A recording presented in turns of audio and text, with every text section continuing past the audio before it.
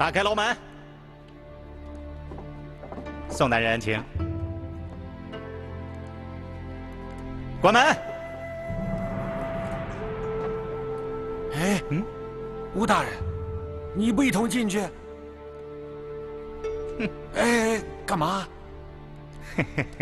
冯大人，这天字号大楼您还不知道，那是进得去出不来。另外，史文俊，我也没有什么要问的，哼，我也不愿意沾这个晦气。你想进去吗，冯大人？我也不想进去。那咱们就一块儿坐下等。坐着等，坐着等。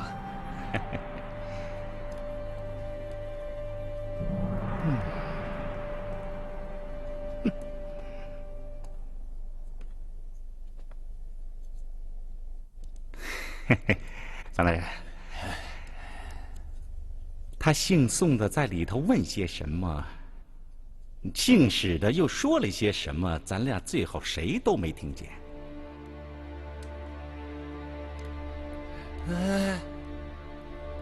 你呀，官位不高，很老练。人嘛，是越摔打就越聪明。我在他姓宋的身上获益匪浅呢。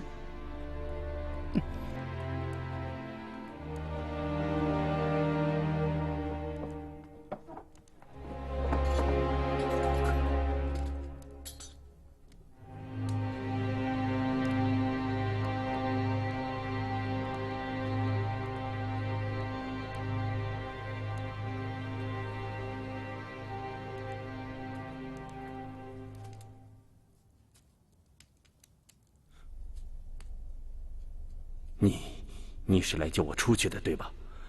这么说，你已经接受此案，要替我洗清冤屈，对吧？好，好，宋大人，我不管你是4品、5品，哪怕是8品、9品，就是庶民百姓。只要能救我从这天字号大牢里出去，我石某就给他磕头。石大人，万万不！石大人，石大人不可，请起！石大人，石大人，石大人，请起！石大人，万万不可，请起，请起！宋大人，石大人，如果您想洗清罪责的话，就要对宋某实话实说。千万不可有一点隐瞒。我说实话，我说的句句都是实话。你问吧。石大人，那小凤是您府上自小收养的，是吗？哦，你问这事儿啊？是这样。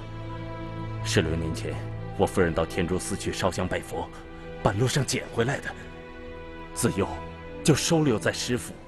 这事儿石府上上下下可都知道。石大人，恕宋某直言，你一定要实话实说。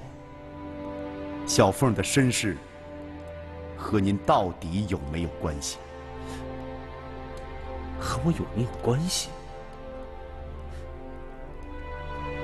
哎呀，宋恩，你到底想哪儿去了？这小凤她不是我的私生女。老天在上，我石某从来不干这沾花惹草的事情啊！多谢石大人。那唐二宝是如何进入石府当中的呢？别提这事儿了，提起这事儿我就一肚子气。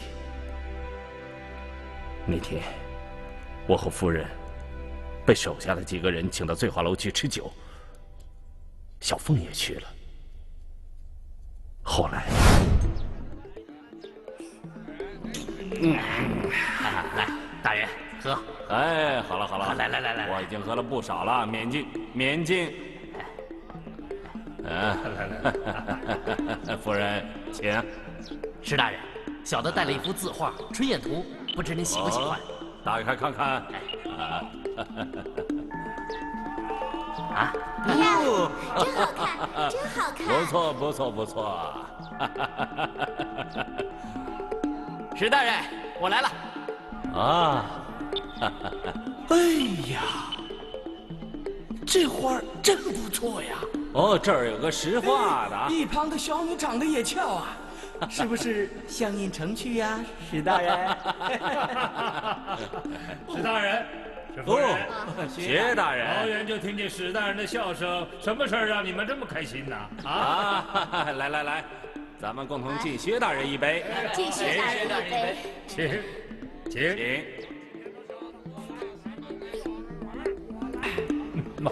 好，请。薛大人，您看这画多好啊！春风拂柳，乳燕归巢啊。旁边的小美人长得也俏啊，这是不是相映成趣呀？啊，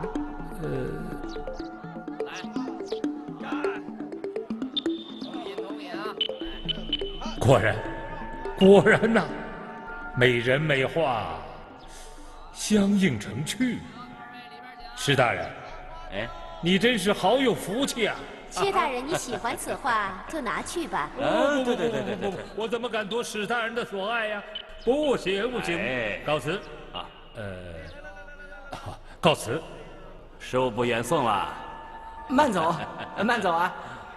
薛大人是书画行家，啊我家老爷是行武出身，哎，对对对。哪懂得什么这些文人墨客的玩意儿，摆在家里反而给糟践了。哎，啊，是啊。小凤，哎，把这幅画收了，随沈老板送到薛大人那儿去。哎，对对。如此，我代薛大人谢过史大人和史夫人了。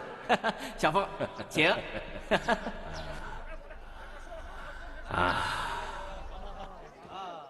醉花楼主沈彪当时也在现场。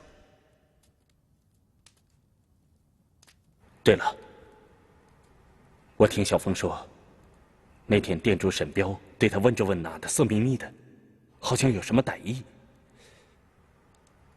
会不会是他在捣什么鬼呀？这沈彪和唐二宝关系如何？那个人真是个砍柴的农夫吗？这我倒不大清楚。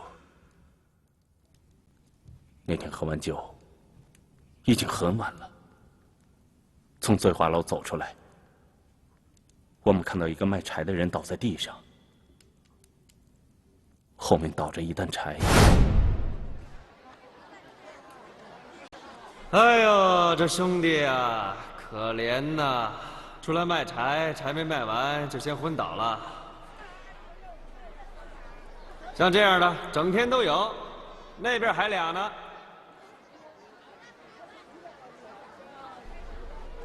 哎呦，这人真可怜呐，天天挑柴来卖，卖脱手换点吃的，卖不脱手就只能挨饿呀。什么地方人呢？我多大了30。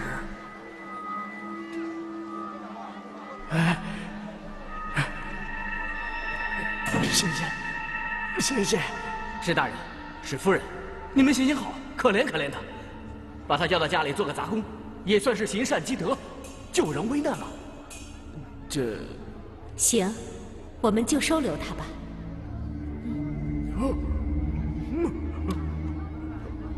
多谢夫人，多谢夫人，多谢大人。先起来吧。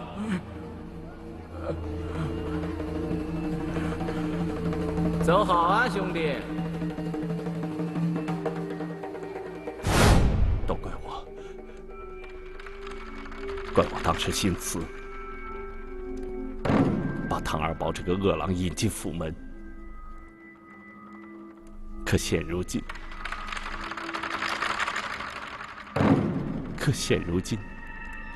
害我身败名裂，打入大牢，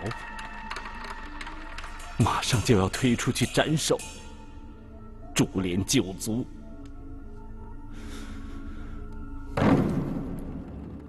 宋提刑，你说我去不去？石大人，现在此案非常不明朗，小凤死得不明不白，唐二宝突然逃之夭夭。就在这个时候，醉花楼主沈彪又突然插入。哎呀，这都是些小事。至于小凤是怎么死的，啊，即使是我杀的，那不也是失手，也是误杀，也绝不是死罪吗？宋铁星，宋铁星，现在最要我命的，就是那通敌叛国之罪呀！你要想办法，无论如何帮我把这个罪名给洗清了呀！石大人，通敌叛国之罪是由吴苗水过问的，此事问他才可以啊。什么？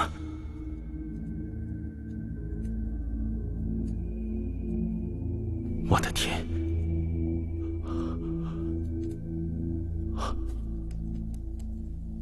天哪！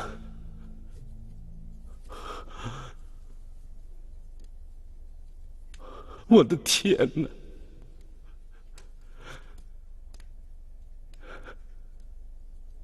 让这个糊涂知府查我的案子，那还能有我的好吗？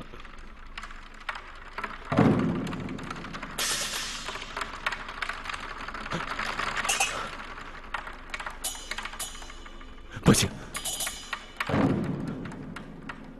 不行！我要出去！我要出去！我要面见圣上，向圣上直诉我的冤情。我在这黑洞洞的牢房里，我实在是受不了了，我实在是受不了了！我要出去！让我出去！让我出去！让我出去！石大人，请不要喊，有几件事情我问你一下。你算了吧！你这个死平提刑官，别人传的神乎其神，其实也是个无能之辈。你只会摆弄死人骨头，问一些鸡毛蒜皮、鸡零狗碎的小事，你就这么问下去，你能救我出去吗？你去告诉圣上。你去告诉圣上，就说我石文俊要立刻面见他，向他直诉我的冤情。你去，快去，放我出去，放我出去，放我出去！我要出去！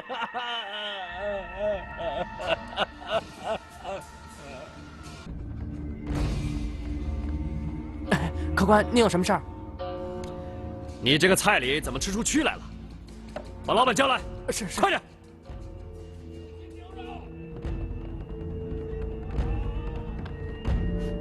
哟，这不是宋大人吗？这是稀客呀。你就是醉花楼主沈彪啊？小的姓沈名彪，在京城开酒楼有些年头了，日后还请宋大人多加关照。我听伙计说这菜里有蛆虫，我让厨子换一碗去。不必客气，沈老板，本官今天来有几句话要问你，你要实话实说。宋大人，请问，沈某一定实说。你这醉花楼可有个叫黑头的伙计吗？哈，黑头啊，以前在这儿干过，后来我发现此人心术不正，我就把他赶走了，再不曾来过。唐二宝可曾来过？唐二宝，我从来没听说过此人呢。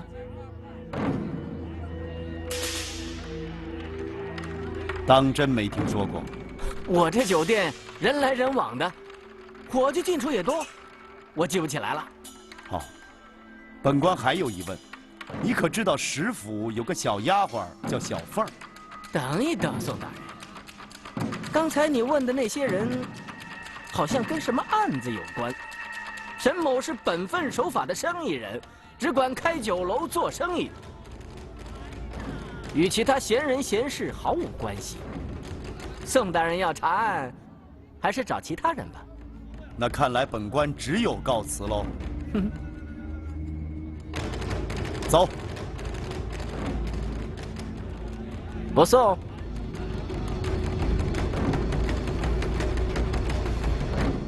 大人回来啦。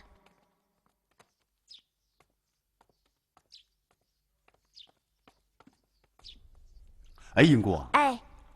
我记得你上次跟我说，袁杰的妻子进京送银子，接待他的老板左脸上有一块红色的胎记是吗？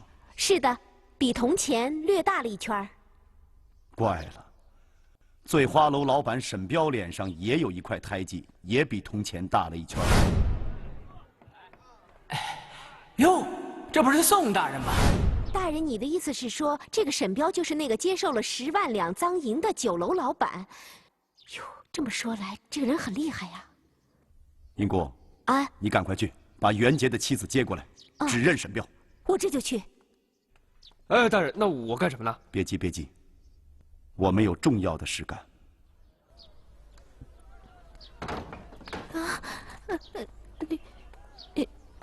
两位大人有何公干啊？你想必是知道杀人偿命这条律法。你丈夫让人杀死了，你也看得出来，他是让人用刀杀死的。你告诉我，谁杀死了你丈夫？大人，我哪知道啊？你装什么糊涂？你把唐二宝藏在家里好几天，你还敢抵赖？不是我，是黑头把他带来的。是吗？唐二宝在你家藏匿了许多天，是吧？你跟他的关系不一般，就应该知道他干了什么。窝藏凶犯是要殃及自己的，更何况你还帮助他杀了你自己的丈夫。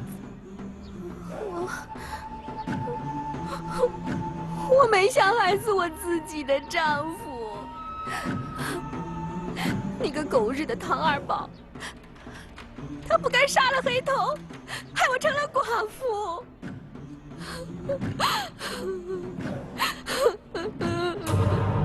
大人，那天黑头说要把唐二宝送出城去，我看到黑头腰里别着一把刀，我就对唐二宝说：“你路上要小心。”可谁知，那个狗日的唐二宝，他竟然把黑头给杀了。唐二宝现在在哪儿？我真的不知道。唐二宝杀了石府的婢女小凤，又杀了你的丈夫，他还会杀掉你的。到那个时候，恐怕你连寡妇都做不成。你现在实话实说，没准我们还能救你一命。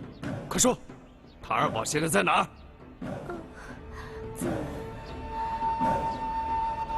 哎，大人，你去哪儿啊？我看有黑头七的口供，咱们该去抓唐二宝。哎，大人，你怎么不说话呀？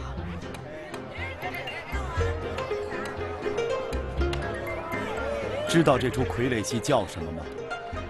这叫马陵道孙庞斗法。这样我也知道，这是春秋战国中的故事。孙膑与庞涓是师兄弟，二人都有旷世奇才。庞涓记恨孙膑，把他2个膝盖骨都挖掉了。2个人斗来斗去，斗到马陵道才见分晓。最终，庞涓败在孙膑手下，是吧？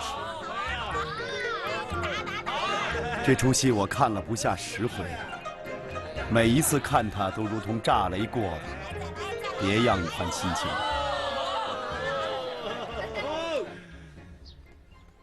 站住，不许进！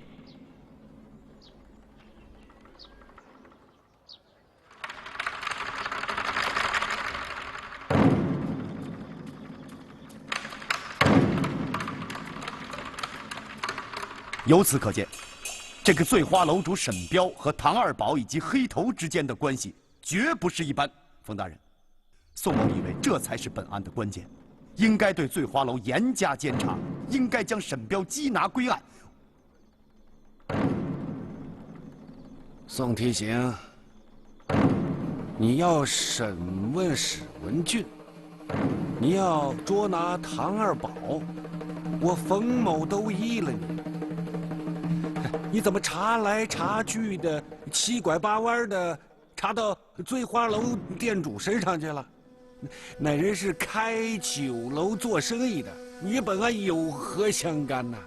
冯大人，您有所不知啊，这个沈彪不仅与本案有关系，而且与加州失盗库银一案有牵连。你胡说什么呀你？不，冯大人，那案子不是已经过去了吗？冯大人，加州通判袁杰私盗库银是20万两。此案告破之后，只追回10万，那么还有10万被袁杰送进京城，贿赂京城高官所用。后来袁杰自尽，此案无从查起，银子也就不知去向了。冯大人，现在看来，这沈彪极有可能就是他在京城的联系人。只要元妻出面指认，银子便可完璧归赵。宋提刑，这有这个必要吗？啊，史文俊一案，已经把你我搅得头昏脑胀、焦头烂额了，疲于奔命。你还要把加州什么师道案再搅进去，你忙得过来吗？冯大人不妨事啊，一举两得，岂不更好？你不妨事啊！我可给你搅得整天头昏脑胀，我又犯了头痛病了，知道吗？哎呦，我的头疼了，头疼的厉害。冯大人，来人呐！冯大人，来人呐！老爷，你怎么这头疼病说犯就犯呢？不能说，我的头疼的厉害，不能说。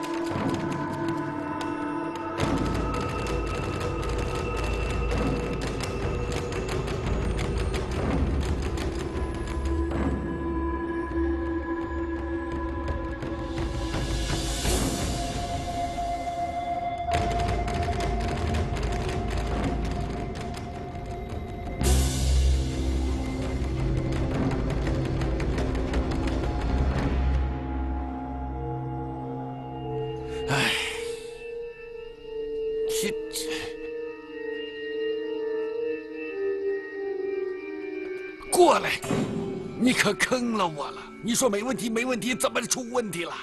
啊？哦，大人您放心，再重新调整的话，应该是没问题了。调什么整啊！我跟你说，这次再办不好要杀头的，你知不知道？您尽管放心。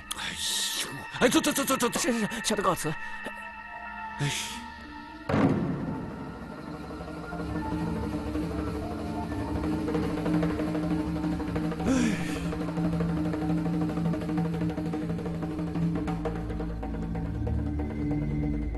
大人，您坐这半天了，这面都搁凉了，您还没吃呢，我拿去给您热热吧。昔日王谢堂前客，飞入寻常百姓家呀。大人，英布和赵捕头都走了，我又不会做吃的，让您挨饿，这怎么行呢？我去给您热热吧。哎，对了，怎么了，大人？快，打一盏灯笼，跟我上郊外走一趟。什么？现在去郊外？对。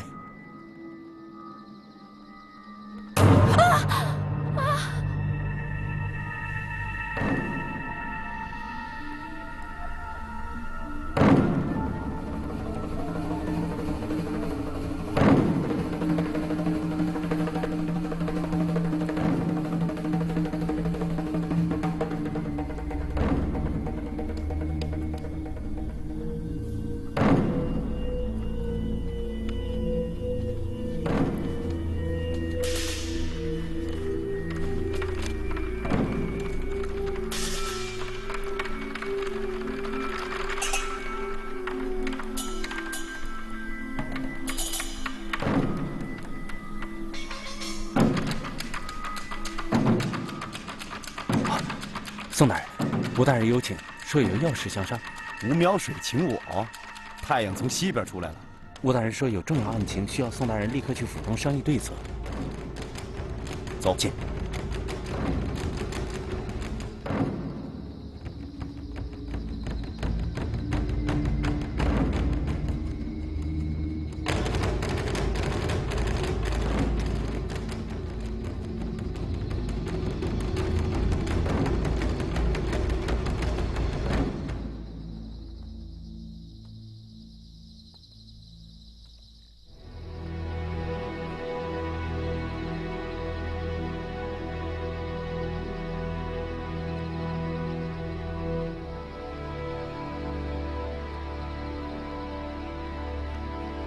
宋大人，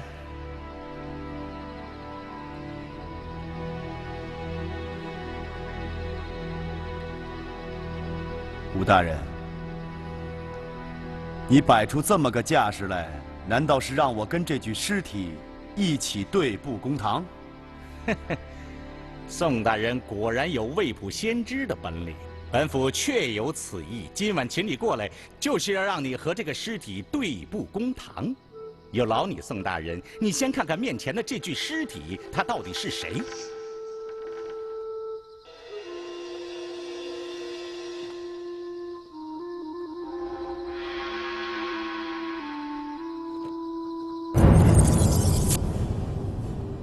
是他。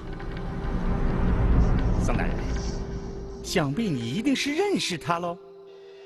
他是昨天死于南郊的醉花楼伙计黑头之妻呀。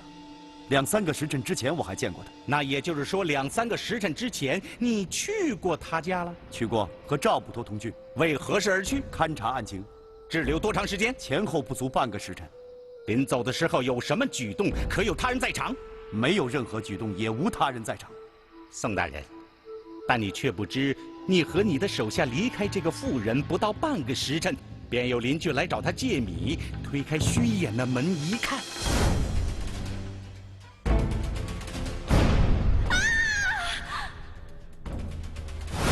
宋大人，黑头之妻已死，死因不明。你这个验尸断案的高手，是否当场检验一下这个亡命的妇人？她因何而死？死于何时？死于何种凶器？又被何人所杀？宋大人，请吧。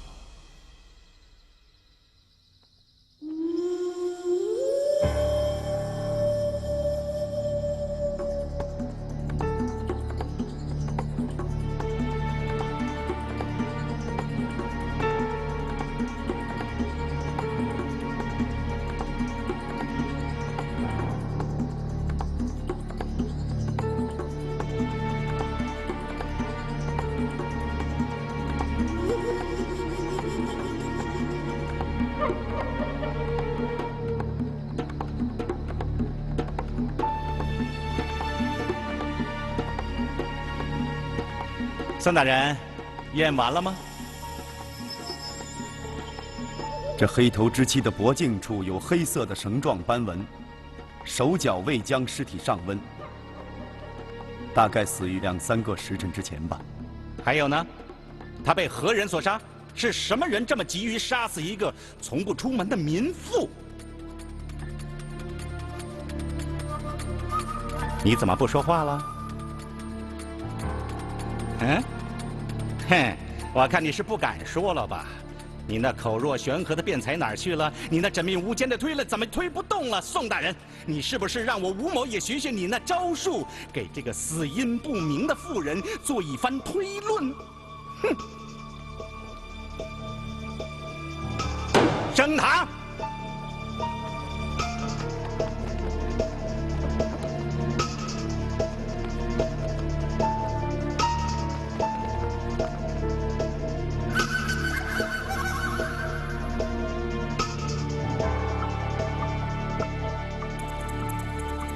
吴大人，看样子你是早就拉好了这副架势。好啊，不是有什么高妙的推论吗？宋某洗耳恭听。好，你听着，这个案子的原告唐二宝，前日被你严词逼供，只身逃往黑头家躲避。他躲避数日之后，眼看风声越来越紧，欲逃出城外，黑头携骑逃出城，不料半路被人拦截。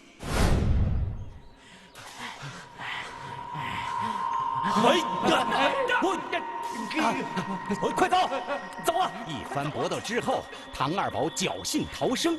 黑头被人所杀，为追查唐二宝逃亡目的地，有人一再上门威逼黑头之妻，逼他讲出唐二宝的去向，一旦得手，便又杀人灭口，将妇人杀死，扬长而去。哼！有人以为做得天衣无缝、神不知鬼不觉的，哼，却不知没过2、3个时辰，这个事情便败露无遗。吴大人，你说的友人是指什么人呢？吴大人何不把话说明白呢？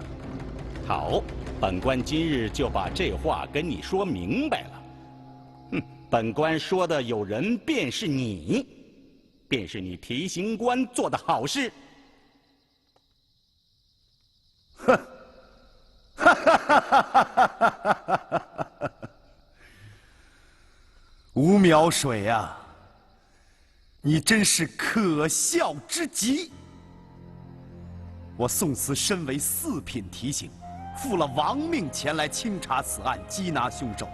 你凭什么把杀人凶手的罪名扣在我头上？我问你，我为什么要杀掉唐二宝？我为什么要杀掉黑头，杀掉他的妻子？我看你是急于公报私仇，你昏了头了吧你！大胆宋慈！本官已将你的犯罪事实说得如此清楚，你还佯装不知？看来真要把你的犯罪事实一一的都说出来。来呀，把那2个小女子给我带上来。本官问你们2个人，这个人你们可认得？认得，他是宋大人，是我们家老爷。谁是你家老爷？本官何曾跟你们见过面？你们要认清楚了。宋大人，他们俩就是你圈养在后街那幢私宅里的女佣。你们主仆天天见面，夜夜相伴，你们还能不认得？吴苗水，我何曾在后街有过私宅，何曾豢养过女佣？你不要无中生有。下去。是。你可以不认账，但是你看一看这个。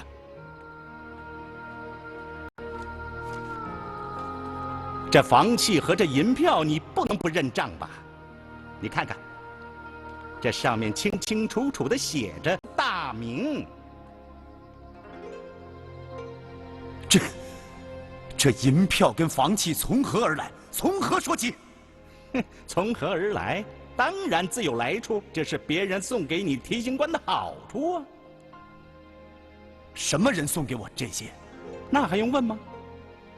兵部侍郎史文俊。史文俊，你有何凭据？哼，你要凭据吗？你听我慢慢跟你说。兵部侍郎史文俊，私通敌国，服罪入狱，深感罪孽深重，便四处托人为其求情，但是没有人愿意帮他。最后，他求到你宋提刑的门下，原本与你交情并不深，但是只因为有着钱财的交易，才让你立令智昏，使出浑身的解数，去为这个史文俊推脱罪责。你深知这个案子最要紧的地方，就是除掉原告唐二宝，让此案死无对证，最后不了了之。宋大人，我这一番推断对与不对？吴苗水啊，宋某入仕10余年，堂堂正正做人，清清白白为官。我有官邸，我要这府地何用？我1年的俸禄足够开支，我要这银票何用？哼。是啊，原本我吴某也不相信，因为在外人看来，你宋提刑一向是甘于过那种清贫的日子，怎么突然也享受起来了呢？但是我细一探究，不然呢？你宋提刑现在是为情所困，另有所难呢。哼，你和玉珍聚少离多，但是却和一个名叫英姑的女子形影不离，达16年之久。吴苗水，宋大人，男人嘛，谁没有个7情6欲、儿女情长呢？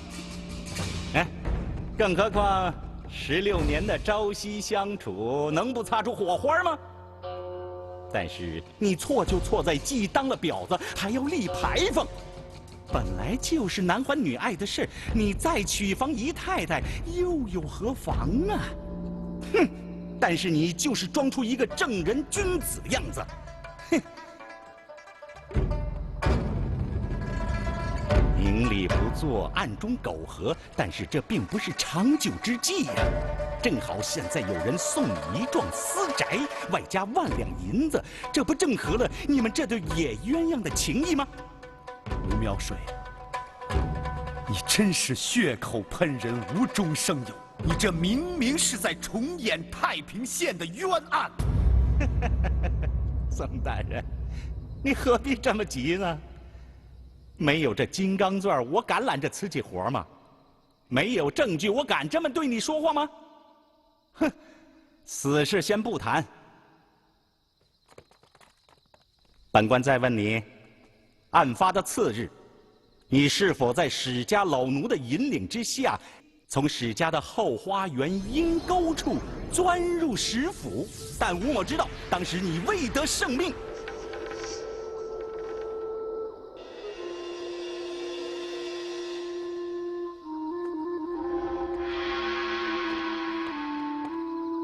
宋大人，你未得圣命就擅入史府，你是何用意？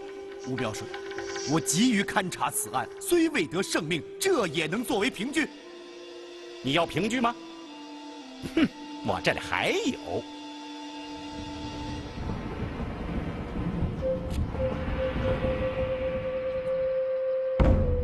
你可看清楚了？那是什么？哼！咬定青山不放松，旧符唤作桃花浓。洗尽昨夜初更泪，绿草依然笑东风。你自己好好看看。几句狗屁不通的诗文，怎么能作为凭据？哼哼，宋大人，你可把它看清楚。这是谁的笔记？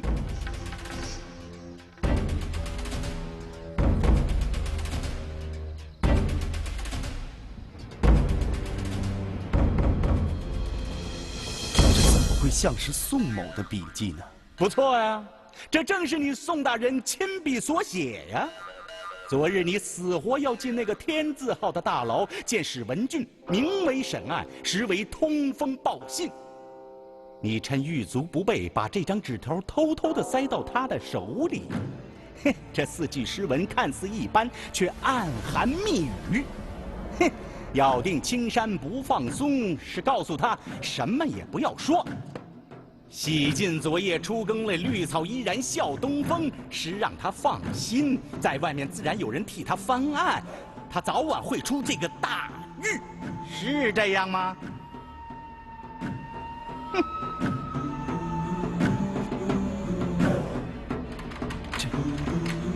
这怎么会是宋某的笔记呢？吴苗水，这简直无中生有！哼，宋大人，证据确凿，你就不要再辩解了吧。这也算是证据？这叫什么狗屁？你撕，你把这个证据撕了。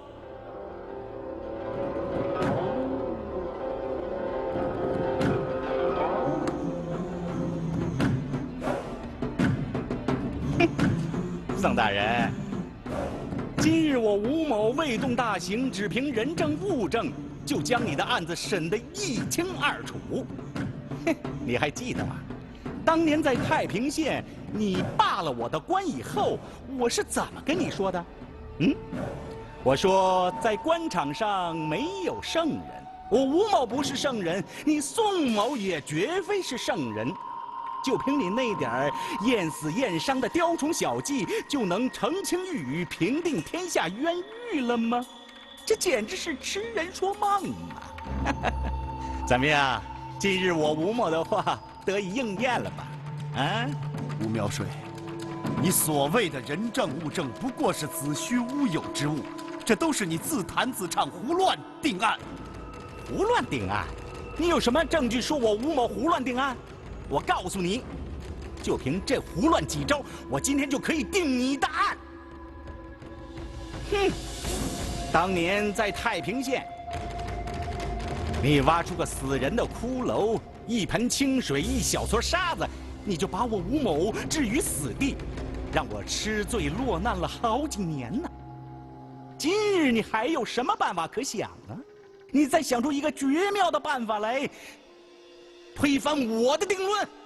你大胆的宋慈，你身为朝廷的4品命官，为一己私欲，你就庇护罪犯，枉断公案，追杀无辜，实乃鬼迷心窍。今日吴某要将你暂时拘押，待我奏明圣上，再做定夺。吴苗水，你以为我不敢吗？前几日我吴某已经在这抓了一个2品大员，今日抓你这个小小的4品提刑官，我何惧之有？来啊！你敢！把这个贪赃枉法的宋慈给我绑了！